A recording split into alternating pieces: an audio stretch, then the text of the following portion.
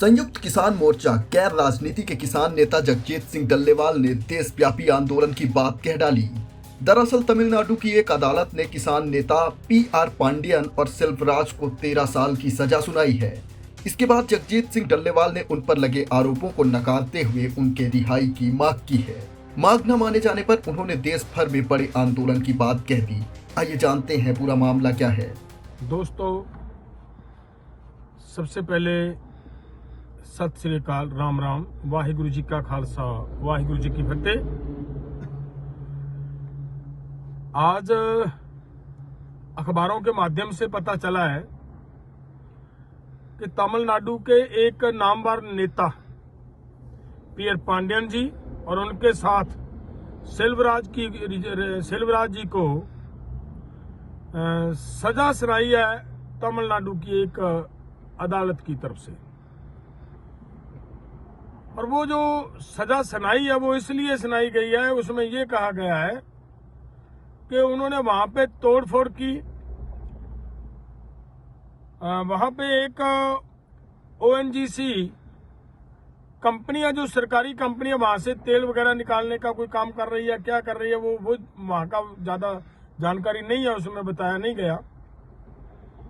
लेकिन उनका ये कहना है, इस आधार पे उनके खिलाफ मुकदमा दर्ज करवाया गया है कि उन्होंने वहां आकर हमारे काम में दखलंदाजी की और हमारा सामान की तोड़फोड़ की। और मैं यहां पे एक बात कहना चाह रहा हूं, दो बातें हैं इसमें ध्यान देने वाली। पहली तो सबसे बड़ी बात यह है कि वो एरिया, जिस एरिया में वो कंपनी काम कर रही थी, वो वहां की राज्य की सरकार की तरफ से एग्रीकल्चरल प्रोटेक्टेड एरिया अनाउंस हो चुका है। जब वो एग्रीकल्चर के लिए प्रोटेक्ट किया गया एरिया है, तो वहां पे ऐसा किसी तरह का भी कोई प्रोजेक्ट लगाना स्वाभाविक अपने आप, ये तो जिम्मेदारी वहां की सरकार की बनती थी कि उनको रोकती, और उन्होंने नहीं रोका। तो लोगों के हितों को ध्यान में रखते हुए किसान संगठन मैदान में आते हैं। वो भी क्यों आए?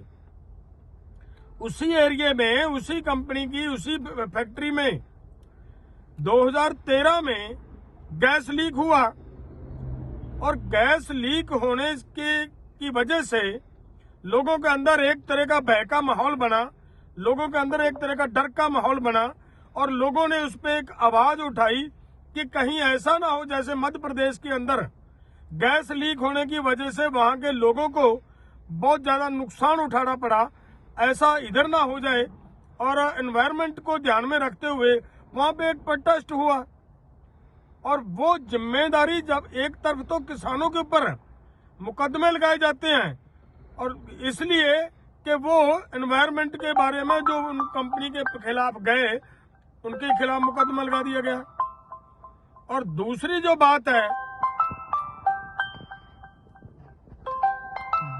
बड़ी बात है वो ये कि वही सरकार किसानों के ऊपर मुकदमे लगा रही है, कहीं पे स्टबल भरने के मुकदमे पे, कहीं पे किसी तरीके से। और जिन्होंने एनवायरनमेंट के बचाव के लिए वहां प्रोटेस्ट किया, उन्हीं नेताओं के ऊपर मुकदमा लगा दिया गया। और वो हम जानते हैं पी.आर. पांडियन जी वर्ग के नेताओं को, वो कुछ ऐसा करने वाले नेता नहीं है।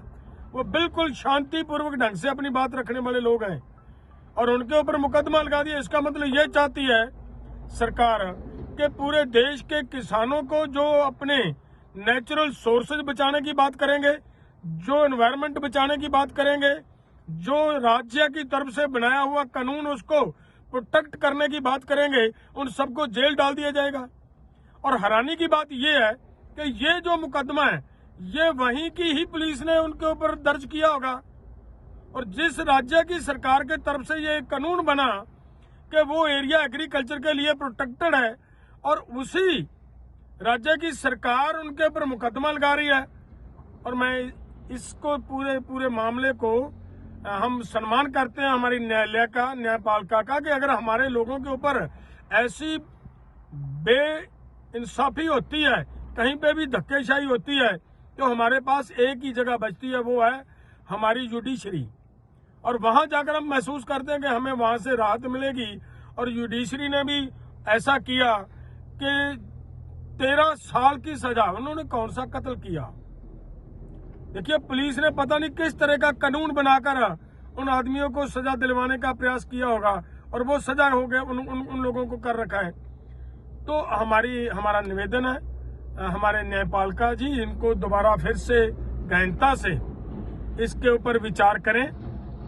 पुनः विचार करते हुए हमारे उन नेताओं को बाइज्जत रिहा किया जाए, ताकि हमारा जो एनवायरनमेंट की बात करने वाले, नेचुरल सोर्सेज की बात करने वाले लोग हैं, वो यहाँ पे सेफ रह सकें। हमारा यही है। और नहीं तो फिर मतलब आने वाले दिनों में मजबूरन हम सभी को पूरे देश के अंदर इस मुद्दे को लेकर बड़ा आंदोलन करना पड़ेगा। धन्यवाद। अगर ये वीडियो आपको पसंद आया है तो इसे लाइक जरूर करें।